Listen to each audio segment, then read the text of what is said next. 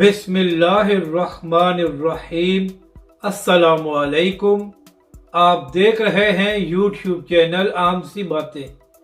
تحریک لبیک کے وکلاء کی بڑی کامیابی، اب شہداء کا خون رائے گاہ نہیں جائے گا۔ اس ویڈیو میں ہم اسی کے متعلق بات کریں گے۔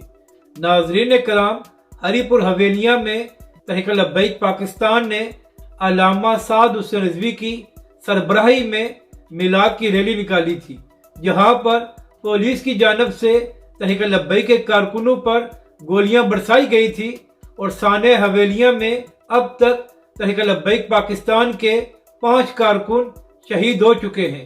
اور ناظرین کرام، اہم بات یہ ہے کہ ایک طرف تحریک لبیک پاکستان پر ظلم کیا گیا تھا، ان کے لوگوں کو بھی شہید کیا گیا تھا، اور دوسری جانب تحریک لبیک پاکستان کی FIR کو بھی درج نہیں ہونے دیا جا رہا تھا۔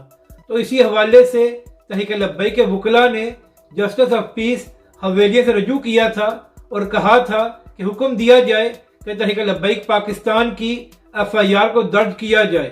تو اسی حوالے سے ایک اچھی خبر سامنے آئی ہے کہ جسٹس آف پیس حویلیہ نے حکم دیا ہے کہ جو تحریک لبیک پاکستان کے کارکن مبشر سانحہ حویلیہ میں شہید ہوئے تھے، ان کے FIR میں DCO، DPO اور SHO کا نام شامل کیا جائے۔ تو ناظرین کرام، یہ تحریک لبیک پاکستان کے وکلاء کی بڑی کامیابی ہے کہ جسٹس آف پیس نے تحریک لبیک کے حق میں فیصلہ دیا ہے اور حکم دیا ہے کہ تحریک لبیک پاکستان کی FIR کو درج کیا جائے۔